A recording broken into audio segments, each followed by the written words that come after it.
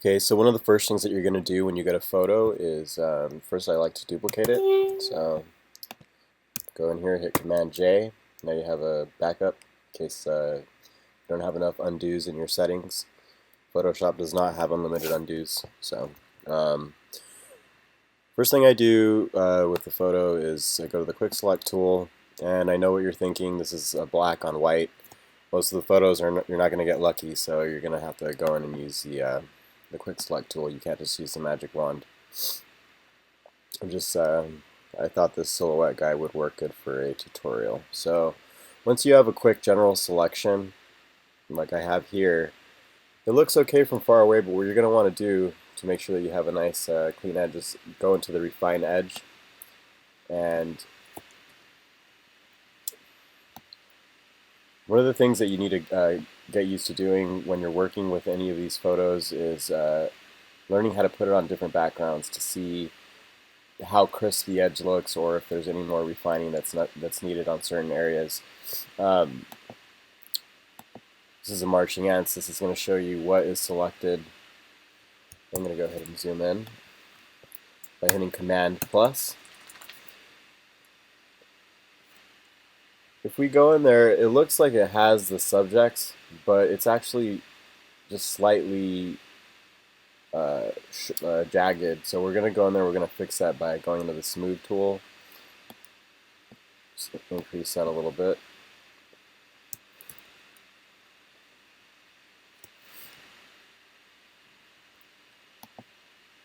After you use the smooth tool to refine the edge, you're going to go ahead and increase your contrast to sharpen the edge. You don't want any feathering on the edge.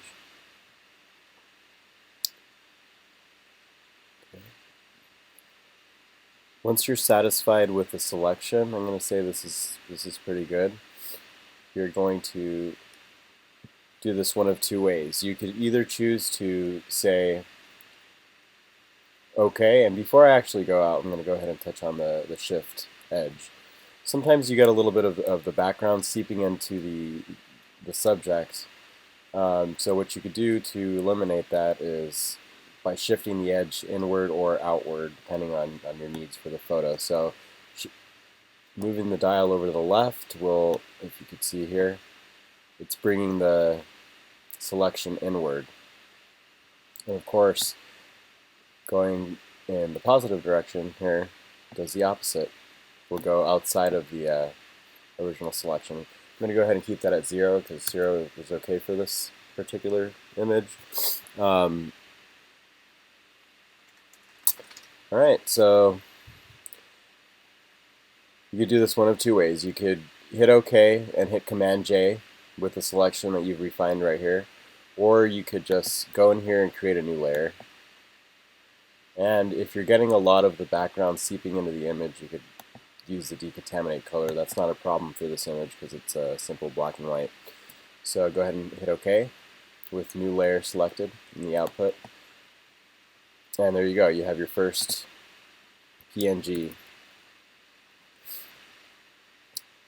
Once you have this first PNG, you're going to go ahead and hold down Command and click right over the subject.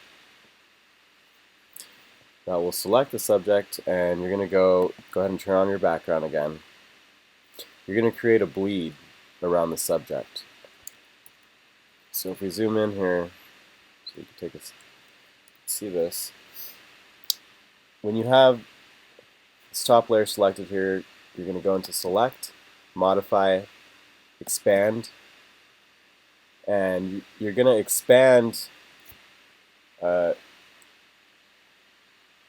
by entering a number here, and this number is gonna vary depending on the resolution of the image. If it's a high resolution image, you're gonna, if you want, depending on how far you want it to shift outside of where you have it, you're gonna need a high number.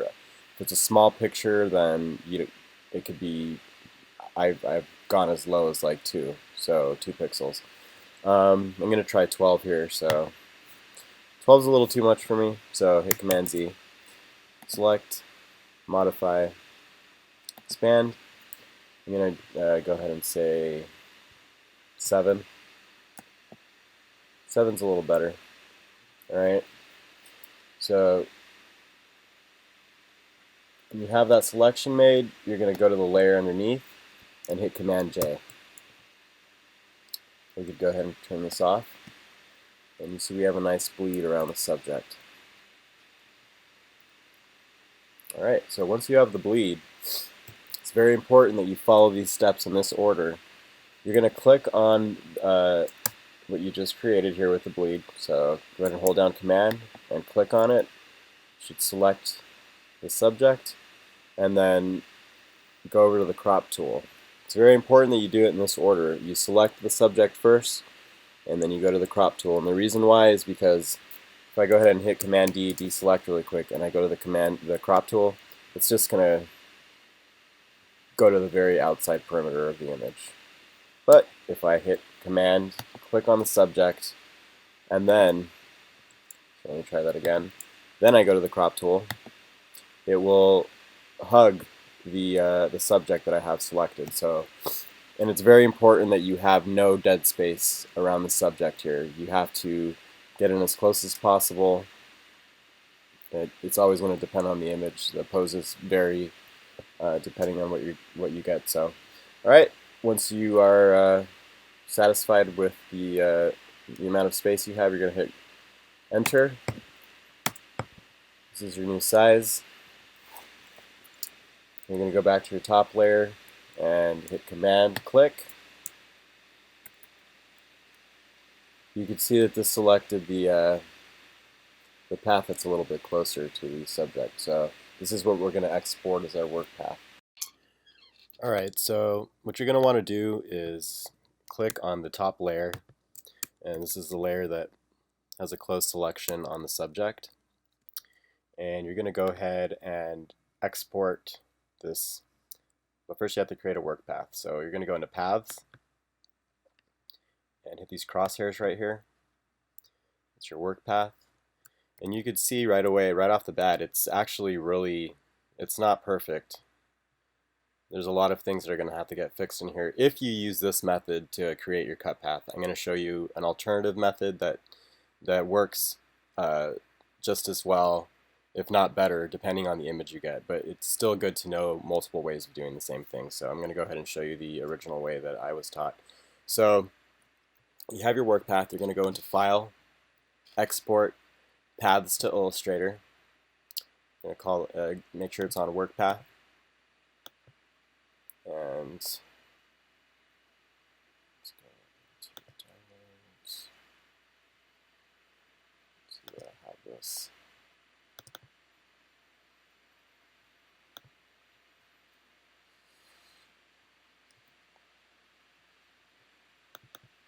Alright, so what you're going to want to do is create a folder first of all. I already have one made here. Name it after the subject's first name and number to make things easier on yourself. And I already have these saved in here. You're going to save it as the name of the photo or the subject and then path. It's just adding path is important so you could distinguish it from the other files that you might have in here. Alright, so now that's been exported as a cut path that we could create in Illustrator. So I'll go ahead and delete this, go back into layers. Now you're going to save both of these images as PNGs. So first we're going to save the top one here. So File, Save As, and PNG. I already have them here. So this is, make sure you put it all in the same file. And then we're also going to save the PNG with the bleed. So you go to File, Save, Save As, and just distinguish it in some way up here, right, like with bleed or something. And make sure you save it as a PNG. This will preserve the transparency. I'm going to go ahead and cancel that because I already have them here. So cancel. All right, so now you have your subject cut out of the background. You have your work path to start with. So we're ready to go into Illustrator.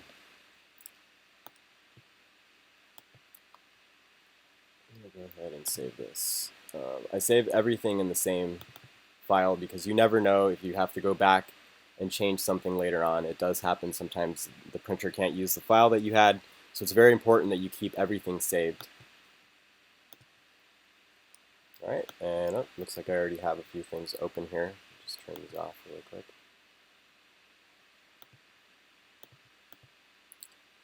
Alright, so the first thing that you're going to do, I'm just going to turn this off for a while. The first thing that you do when you open up the file, so you're going to go File, Open,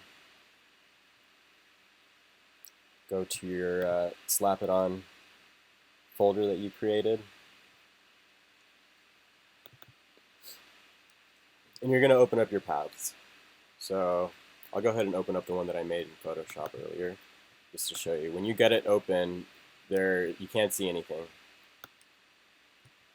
You can't see anything here. You hit Command A or Command All, and it will select everything. What you're going to do is you're going to go in with the eyedropper here, and you see it's colored the outline, the cut path.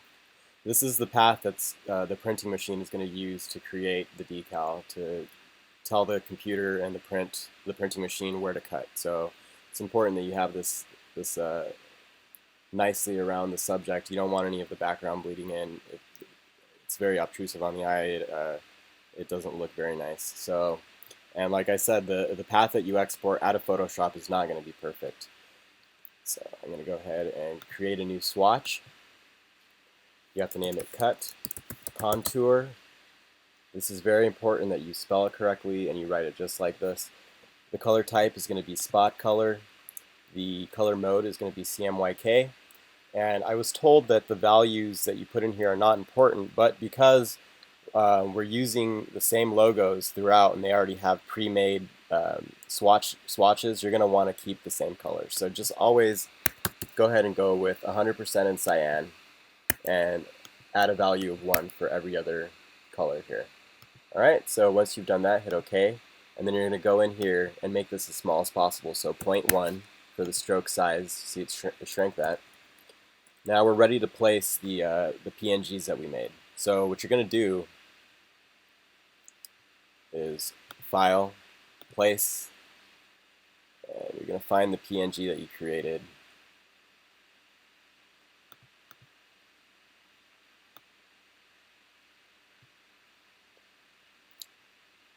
I already have a few made. As a rule of thumb, the cut paths are always going to be above the subject or the artwork that you're trying to turn into the decal. So also sometimes you get compound paths, and what I mean by that is the path is made up of multiple parts. In this case, it's this little tiny thing right here. Just keep in mind while you're working with these files that they're going to be turned into stickers, and you don't necessarily need to have something like this tiny as a peel away sticker, so you just go ahead and get rid of that. And now you just have this outline edge. I already have this file done, but I'm going to show you the tools that you're going to use to manipulate the splines so that you could get a nice cut path around the subject. Alright, so you're going to be working with the direct select tool here and the pen tool. So what you're going to want to do is, this area right here is really nice to show you. I'll just do the hand and a few other sections just so that we can move on with the entire process. So you're going to direct select, and you hit A is the hotkey for direct select, V is the hotkey for the main selection tool. Main selection tool will move the entire path around, and you're going to Command Z that. Also, a quick hint, while you're working with the spline over the artwork, it's helpful sometimes to actually lock it in place, because there are times when you accidentally move the layer underneath and you've taken a lot of time to go in and make it look nice, and then you move this by a hair and it's all off. So what you want to do is lock that. Just remember to unlock it when you copy paste, otherwise only the path will come in, or only objects that are not locked will export into the actual package itself. So have our artwork locked down, we have our cut paths, go hit A for the direct select, and you can start manipulating the splines this way. And what you're going to do to get a nice selection is add or subtract splines depending on the subject that you're working with. So also, this is a good example of why this exported path wasn't so fantastic. A lot of the curves are actually sharp, and the way you change that is you select the anchor point, and you're going to go to the convert anchor point right up here. So you have this one selected. We're going to say round it out. You're going to take it and just move it around wherever you need it.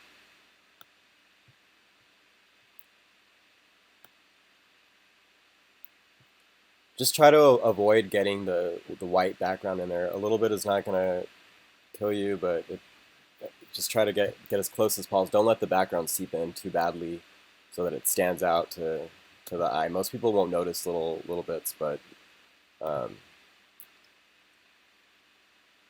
just take your time and make sure it looks nice. So again, same problem here. It's a right angle. We need a rounded one. So now this area right here, this is a good spot to show you how to add or subtract anchor points. So really the hotkey that you're going to be going back and forth to a lot when you're working with these, depending on whether or not you do the cut path in this way, is plus to add an anchor point or minus to remove it. I'm going to go ahead and add one here, so plus, and then A. I have two of them there, so get rid of one. Just select it here. I'm going to add one right here.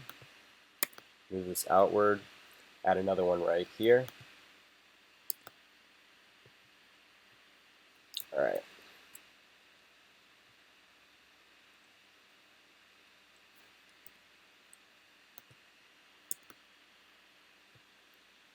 All right, now sometimes, and let me find a good spot to show you this, how to do this. All right, this is a good section right here. So let's pretend that this was actually rounded out. And we want to go ahead and curve it around so that we could have it go out this round. And you're going to encounter this a lot. All the poses that you get from all the different subjects are going to vary, so but you will do this. So while you hit Shift C, you're going to go to the convert the handle. So it will let you, while you're holding down Shift C, the tool comes out. Go ahead and let go, and now you can manipulate the handles independently of each other. So hit A again, the other spline comes out, and you can go ahead and move these around any way you need.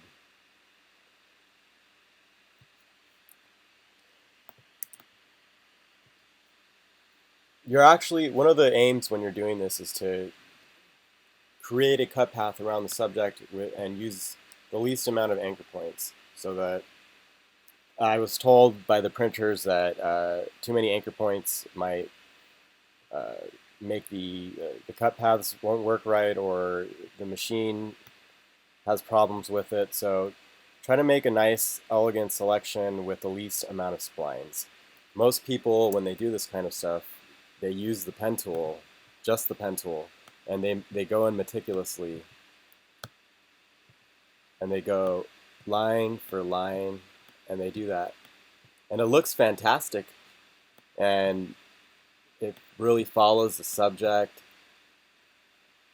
Looks great, but when you back off, you're going to see just for that one curve, it took all of those anchor points, and you don't want that. So I'm going to go ahead and hit V for the direct select that whole path, and just delete it. All right. So I already have this one done in another path, but I'm going to show you a second method using the Pathfinder to create the cut path. All right. So I'm going to go ahead and just turn this off.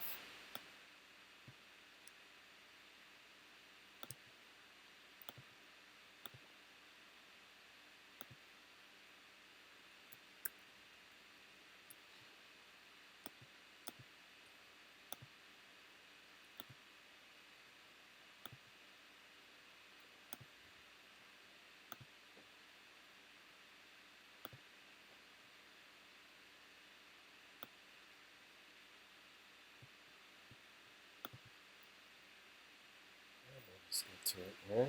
Apologize. Alright, so I'll show you a second method, and this is what your path should look like by the time you're done. There should be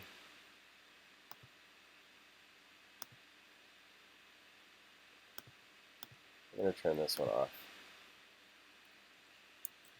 I'll select the path that I made and I edited. It is a little bit time consuming, but it's worth it. It will look good. You don't want to have areas of the cut path that are really badly off. Well, not like that, but you don't want anything like this. You don't want to have the background. Let me zoom in there for you. You don't want to have a big section like that. That most people won't notice that, but still, just don't do that. Try to take your time and make a nice cut path. All right, so I'm going to hit Command Z and do that. So this is the manually manipulated cut path that you exported from Photoshop, excuse me, and it usually works fantastic. It does a good job. The higher resolution you have on the original photo, the better the path is going to be when you export it, but it's never going to be 100%, so you're going to have to do a little bit of manipulation on the anchor points. So that was one method, all right? I'm going to go ahead and turn these off, and I'll show you a second way of doing this.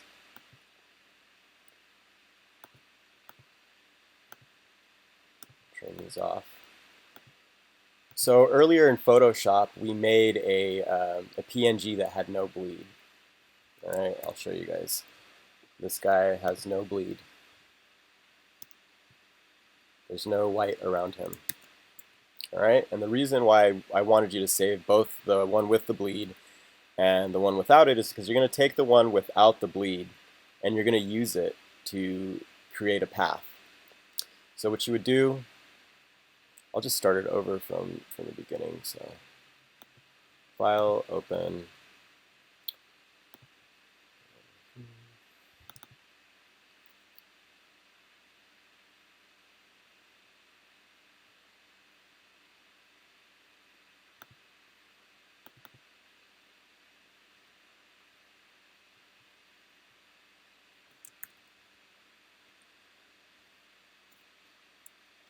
So what you would do to get the path around you're going to have to do an image trace on this. I'm going to just say black and white logo, and it's working.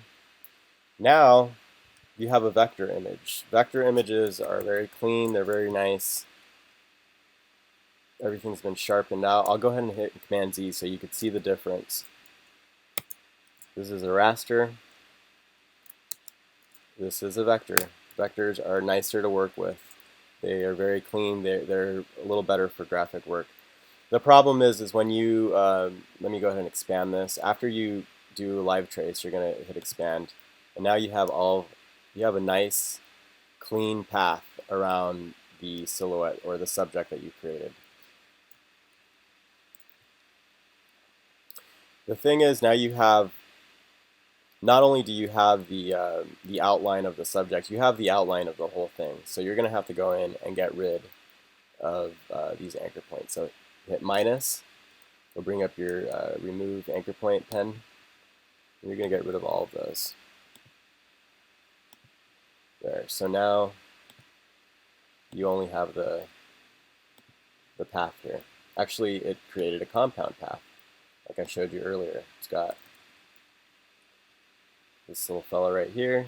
We don't need that. That's a little too much. To have like this whole 36-inch sticker and then just have this little thing, you don't really need that. Sometimes you'll want to keep little bits like that, but not for this one. So I'm going to go ahead and just delete that. All right, now you have a nice, perfect, clean cut path. The problem is it's not actually a cut path until you take the steps, and always above the artwork, like I said before. Oh, and there's a problem here. So this has a fill in it right now. So you're going to take the fill away. So you want none so that you can see the guy underneath. All right, so you're on your path, and you're going to do the same thing that you did for the other imported path from Illustrator.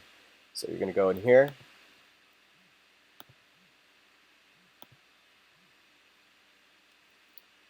And you're going to create swatch, cut, contour, spot color, CMYK, 100% on top, and a value of 1 for every other color. Alright, there you go. So this is something really interesting. I'm not sure why Illustrator does this, but for some reason it doesn't always let me shrink the size of the path. And you want to actually work with a small stroke size when you're creating the path, because if it's really, I'll try to do it right here, see if it works. So 0.1 is what you're trying to use, and that's good. It actually worked. And the reason why you want a really small stroke is because if it's really large and it's coming out to here, you're not sure. The line right here is where the machine is actually going to make the incision into the material. So if you have a really large stroke, if the stroke is like huge, let's go ahead and, oh, it's not changing it. If the stroke is really big, you can't tell really where it's ending up. So the smaller the better. Alright, so I'm going to go ahead and ungroup this. Doesn't need to be grouped. There's only one thing, so object ungroup. Alright, so now you just have your cut path and you have your artwork, your subject. So I'm going to go ahead and copy those.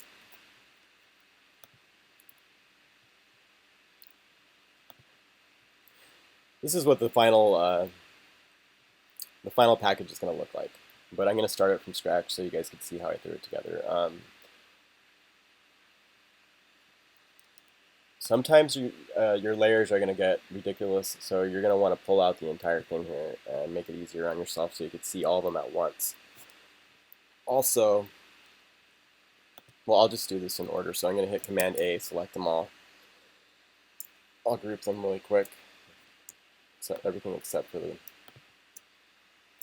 Command group. Make this invisible, and we'll start from scratch.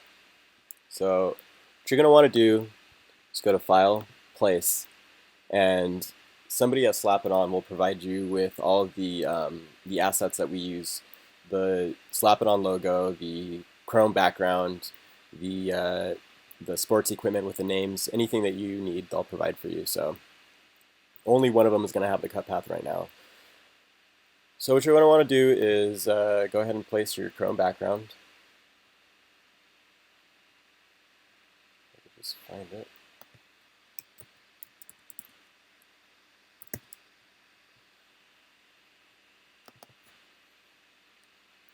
Alright, and here it is.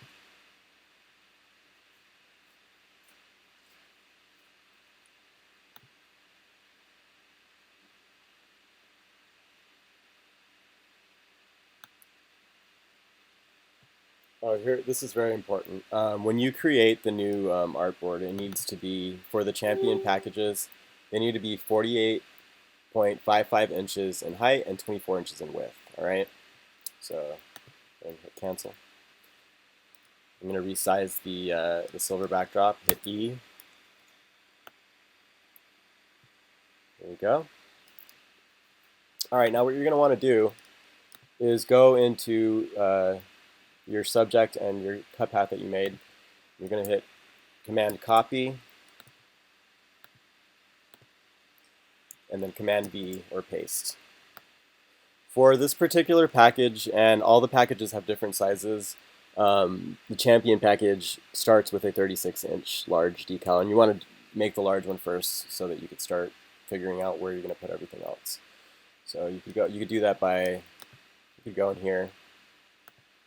Also, once you start bringing in artwork, you're going to want to lock this this background. Otherwise, you could potentially move it around while you're working and it gets in the way.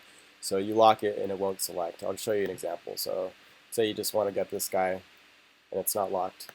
Well, now you have the background and this guy selected, and if you want to not select that, you're going to have to hold down Shift and just undo that. And if you run across a lot of the artwork that you have on the package itself, it's going to be harder on you. So just lock the background, that way it doesn't get selected.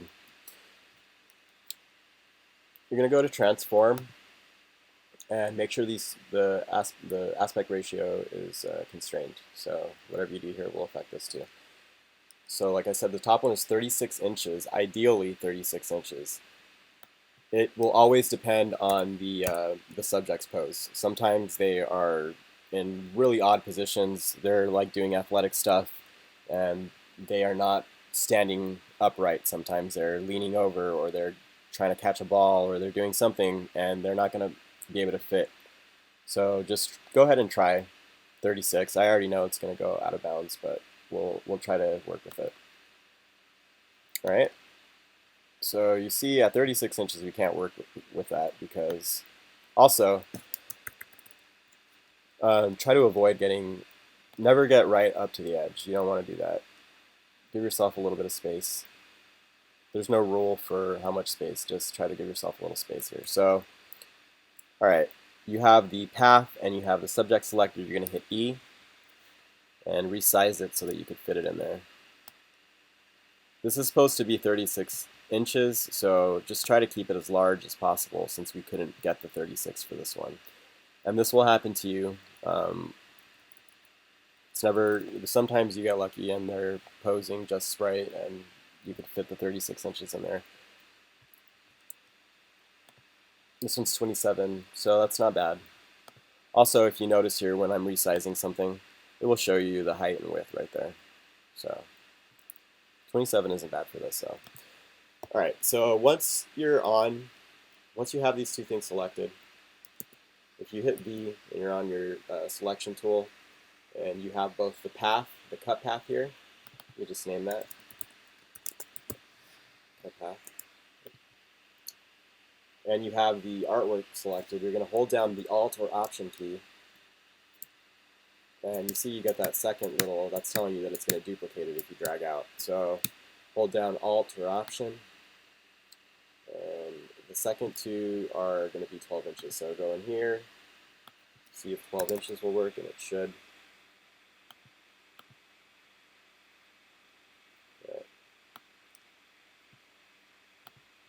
Make sure you have both of those selected. Hold down Alt again and make the second one.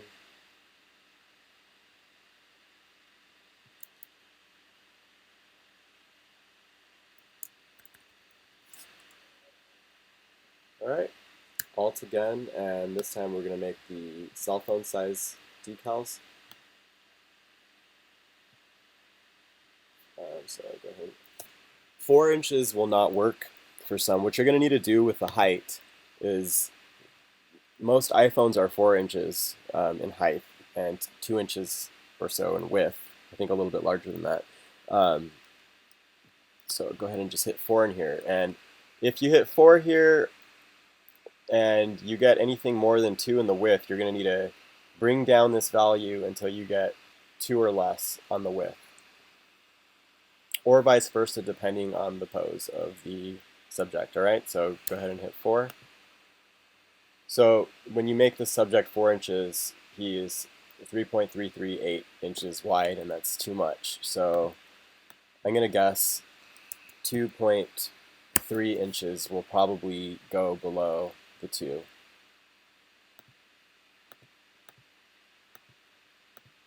And yeah, it went to 1.9. Well, here, let's just get picky and go to 2.4. 2.4 just goes a hair over. I'm going to say that's fine. So this is your cell phone size. Again, make sure that you're moving both. So what happens is, see, I clicked outside of that, nothing is selected, and a lot of people, when they're doing these packages over and over, they do it sort of rushed, and they drag out, and here, I'll do Alt and I'll duplicate it. The problem is, I've only duplicated the subject. I didn't actually get the subject and the cut path. So I'm going to go ahead and undo that. Make sure that they're both selected. So you see here I have now the cut path and the subject selected.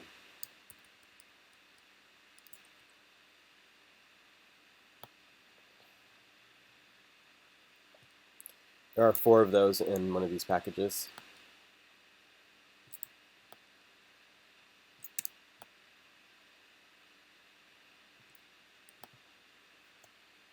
There's no rules for how everything should be placed on the package. It really just depends on what you're working with. Try to make it look nice.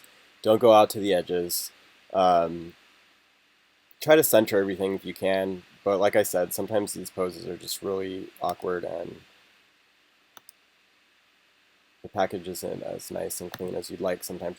All right, so what you're going to do next is bring in the Slapiton logo and the player's name and number with the equipment that's associated with the game they play. So I already have that here, but I'm going to show you really quick. So what you would do is just go to File, Open.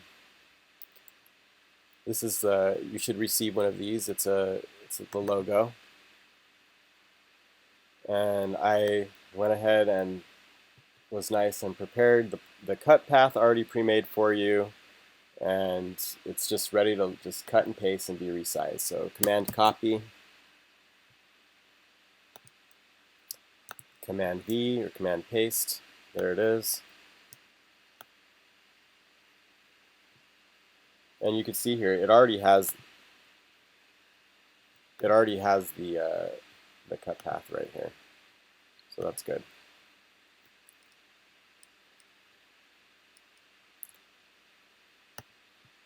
Make sure you have both of these selected.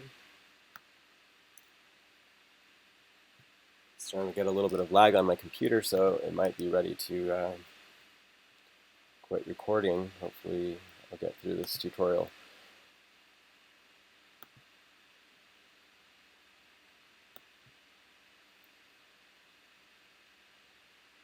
All right.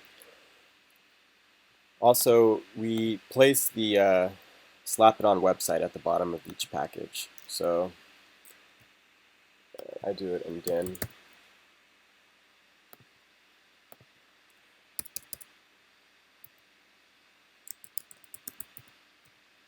Slapiton.us.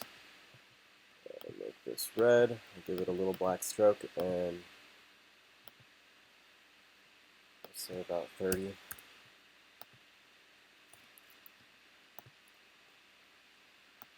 You could just center this at the bottom.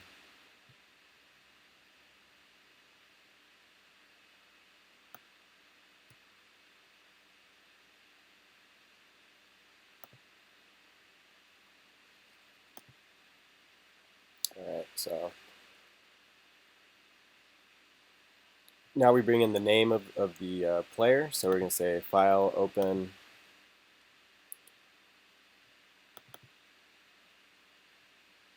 So you should receive a file with a bunch of logos that have the sports equipment, and I think these are some of the names of the owners of the company.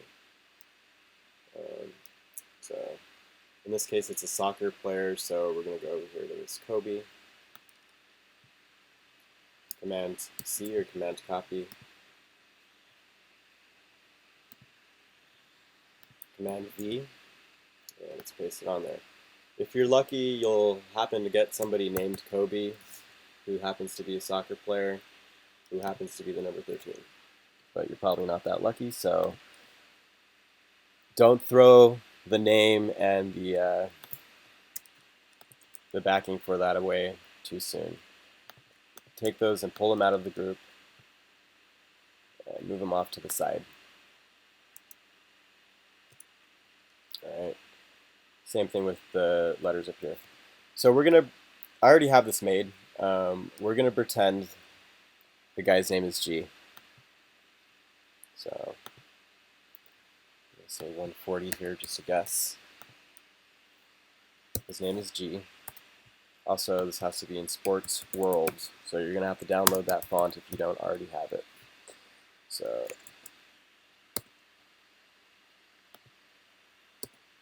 it's G.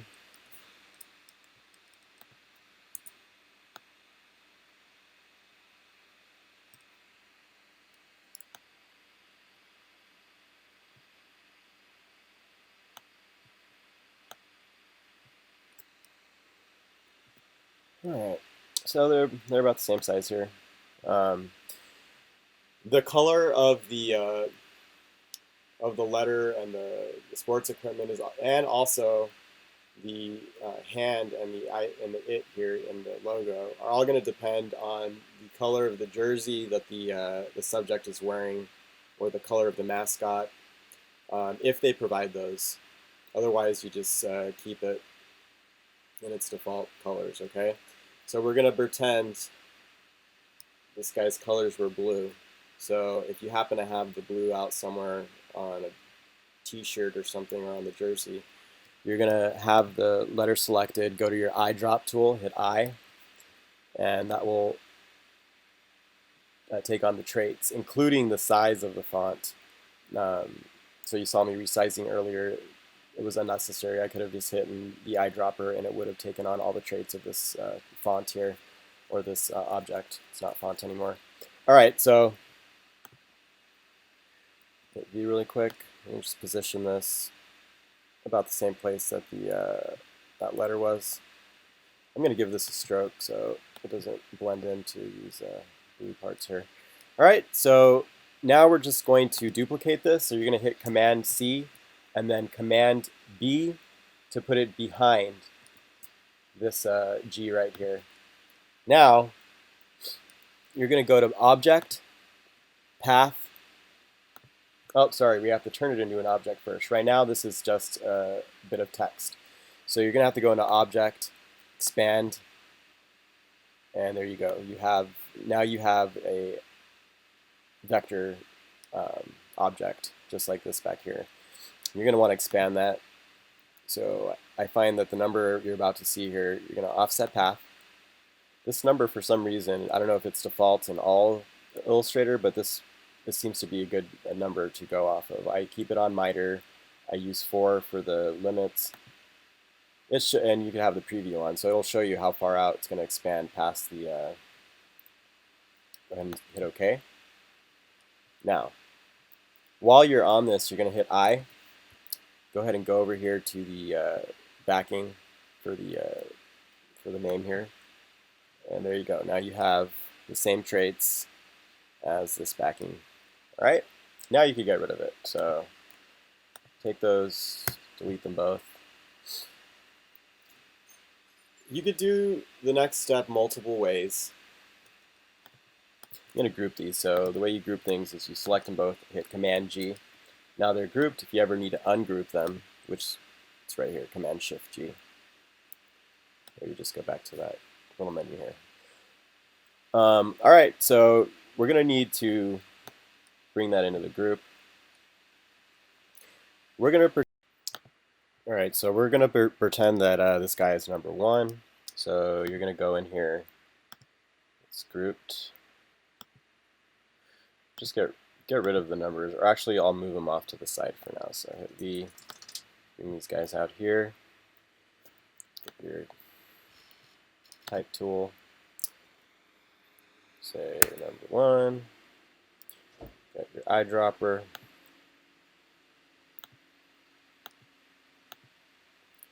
That's not font, so that's probably why it's not taking on that trait, but I could take it from this one. Go ahead and say, turn it into a vector.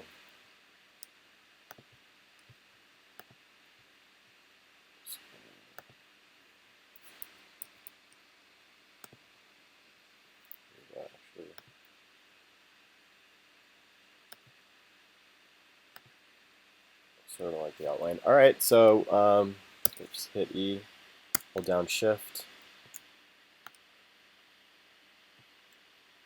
Just kind of eyeballing it here, make sure it's the right size. All right, so you have your top one here. Hit Command C, Command B to put it in the back. Lock the top one, and you're going to go up here, make this white, and then with your arrow keys, oh, no stroke on this. With your arrow keys, you're just going to offset that. Same thing, you're going to Command C, Command V. Now it's behind the white. Lock this guy. Go up here, give it a black fill, And you're going to offset that one as well. So with your arrow keys, just off to the right and down. Whatever looks good.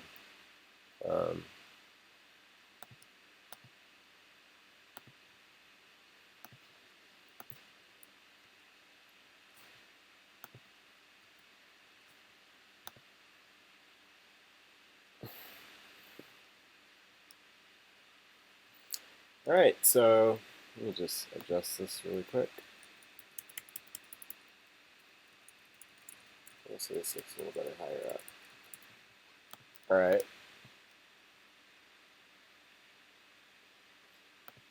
Just delete this group out of there. Alright, that's gone. Collapse this. Collapse all of it. Group these guys. So Command G, now they're a group. Go ahead and bring it in. Alright, so now you have everything grouped in one. And you're going to take this group, you're going to say Command Copy, Command B to put it behind. And you're going to use your Pathfinder now, similar to what you did earlier with the PNG image, to find the outline for it. And it's not going to be perfect because this is loaded with clipping masks, and I think there's a lot of expanded strokes, and it's finding the lines, but it's not finding the total perimeter of the actual objects. I'll show you what I mean here. So you're gonna, if there's ever something that you need that's not here, I need the Pathfinder, for instance. Or no, it's down here. You could find all these things in Window. So it's not here, it's in here. All right, so what you're gonna need is the Pathfinder. I'm actually just gonna keep it in here because I use it a lot on these. I'll go ahead and you're gonna find the Unite. And you'll see what's happened here is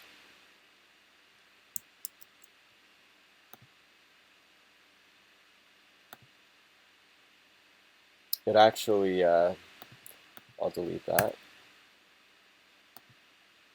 Turn this top layer off for a second. It brought everything together and it made it into one object. And what you could do with this is give it the cut contour stroke. Get rid of the fill, and it's not perfect, but you do have a good starting point for your cut path for this. You see it's eating into the logo, so you're going to have to fix that manually. And also, when you create a cut contour path from the way I just did, for some reason it won't let you shrink it, so maybe it'll work because I'm showing you. So I'm going to say 0.1 for that, and it didn't change anything. It's still at 1 for the stroke, which is really, really strange. So you're going to have to go in and start manually manipulating the anchor points.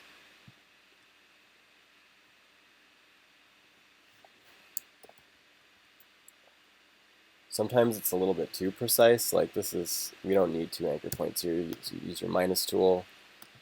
You're going to have to round this out.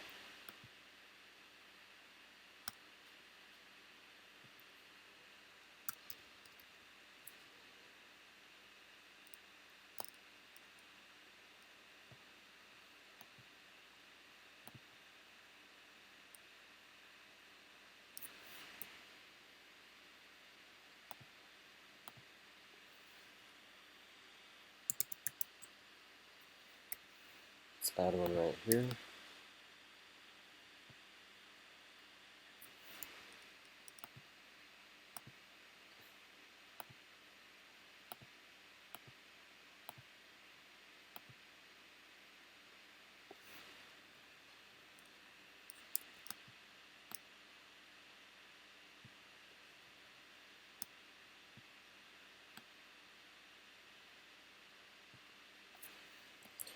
This is a big mess right here. Like, this is sort of what I was telling you about. You want to avoid this. There's plugins that you could use that will automatically try to create keep the same form but with the least amount of splines. It'll automatically remove the anchor points, or at the very least reduce the number of anchor points while maintaining the same shape. I can't think of the name of these plugins off the top of my head, but I'm sure if you do a little bit of Google searching, you could figure it out.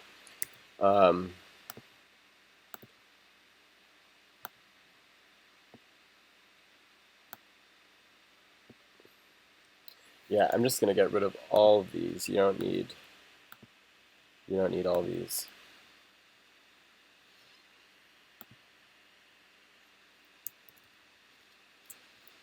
So I'm gonna hit plus.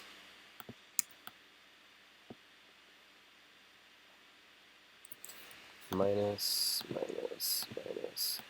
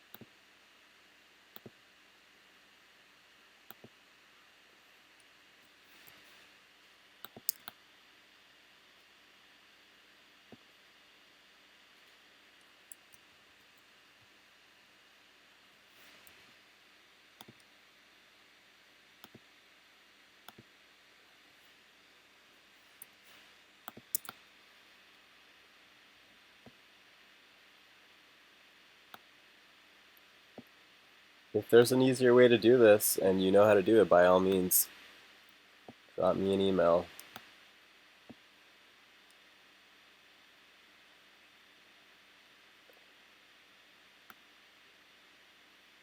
This is the only method that I know of, though.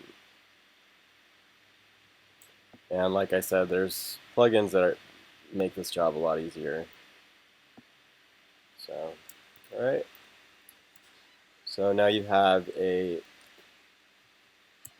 custom name, you have the custom number, you have the contour path around it, you have the website at the bottom.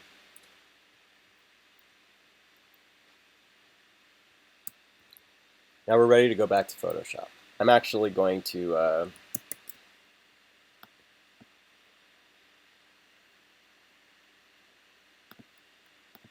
going to group these. And I'm the original one that I did last night. It's a little bit more cleaned up. And what you're going to want to do is, after you have everything arranged the way you like, you have all the cut paths, you're going to go in here, and this doesn't always work. You select one of the cut paths and you select similar objects. In this case, there are none. So I'll start with these guys. Start with this cut path, select similar objects. Now you have all the cut paths with the cut contour that you could group. So hit Command G. You have all of your cut paths. Just drag this guy in there. It's the one that was made using the other method, the Pathfinder, and for some reason those just don't work the same as the other cut paths. So you're going to take these, you're going to bring them all the way to the top above your artwork, and now you're going to group all of these. So hit Command A again. Select everything besides the cut path. So Command A. These are already grouped together, actually. So this is what you kind of want to give the not this exactly, but this is the point you want to get to. Everything's organized. You have all of your artwork down here. You have your cut paths here on top. And these are grouped together. You could join them all and make a really complex path, but if you're asked to make any changes, which happens a lot, then you're going to have to completely start over, because the path is going to be, they're all joined as one. So do not do Command 8. It works for some situations, but generally you just want to group them. You don't want to make them all one compound path. Alright, so you have everything here. You're going to hit Command Copy, go to Photoshop, and this is why I asked you guys earlier to not keep any dead space around the subject. So we're going to make a new inches 24 by 48.5. Now, so again, out of Illustrator, we have all these copied and select, so Command Copy. We have all of that. Go into Photoshop with the same size opened, Command V, paste it as a smart object. Like I said, I have the screen grab on. All right, and it fits perfectly. Fantastic. So what you're going to want to do is hit Return. It's rendering it out into Photoshop.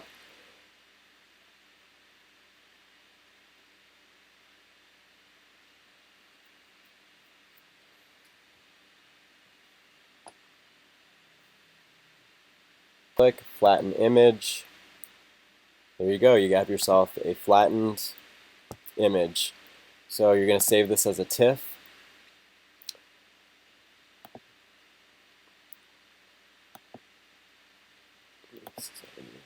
Alt ZW for the compression.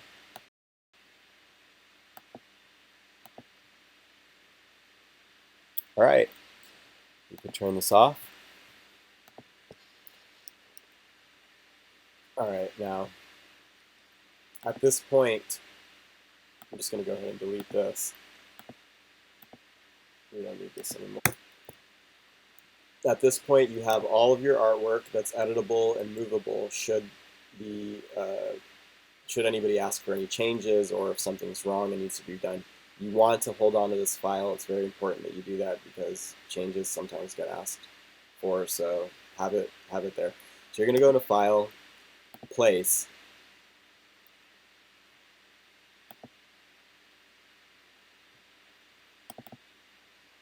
and you're going to place the TIFF file that you just made.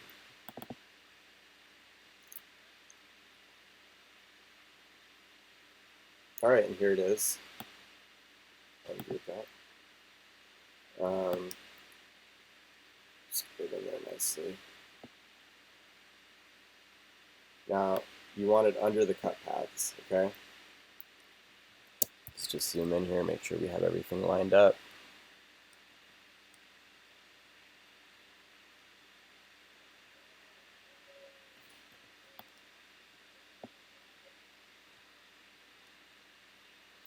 Alright, so now we just do a quick check to make sure that the cut paths, which I have selected here, are hugging everything nicely. Sometimes things get moved a little bit and the cut paths are off. So make sure everything is right. Make sure you're magnified. Everything looks good so far. Check your custom logo.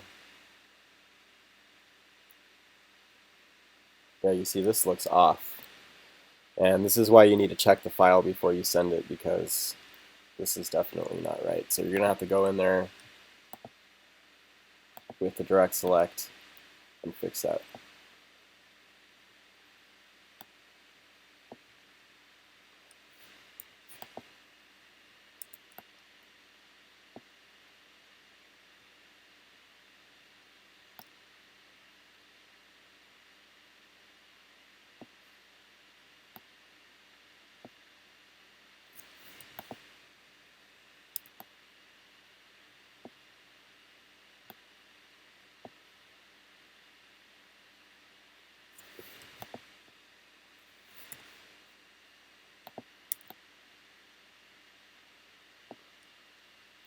Alright, it's pretty good.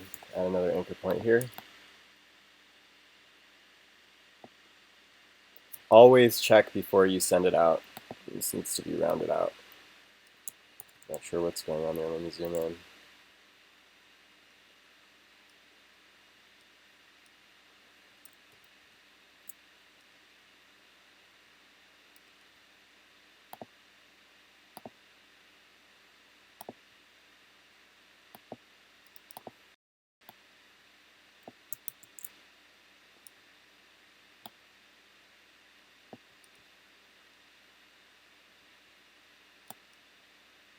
I'm a little bit meticulous sometimes, I apologize. But this is a tutorial, so I'll go ahead and move on. But you should take your time and make sure everything looks nice. I don't like that, it should be round. Alright, so again, that should be rounded right there. Zoom in.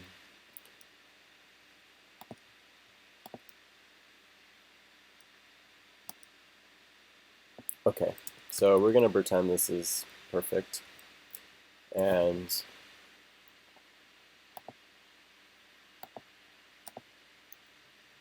you're going to pull all your cut paths.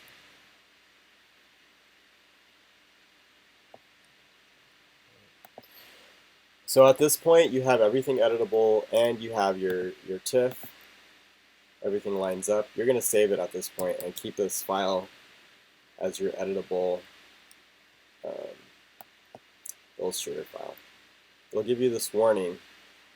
Something else the printers told me is that if you get this warning before you export, then it's not going to work for the printer. So just remember this warning here. It's telling you not to have any transparencies, which all of this has transparencies, and we're going to get rid of it here before we export the final package.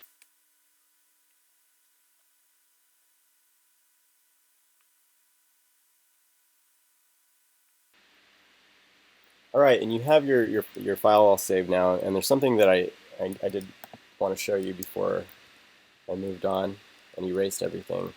You need to have the hand and the IT need to match the name. So what you're going to do, select the hand here, hit your eyedropper, hit I, and there you go. The problem is it's happening on the, not on the TIFF. So this should have been flattened with, this should have been done beforehand, basically. So all of this should have been flattened with the blue color, but I did not do that. So we're going to pretend I did. But that's how you do that. You just use, again, the eyedropper tool, and it should work. All right, so once you have everything right where you want it, you have your cut paths, you've checked everything over, you've saved your editable file, you're going to hit Command A, select all. You're going to unselect the cut path and the TIFF and just delete everything else because you don't want a gigantic file to send over the internet. At this point, you're going to save as a copy, so File, Save a Copy, and save it as an EPS file.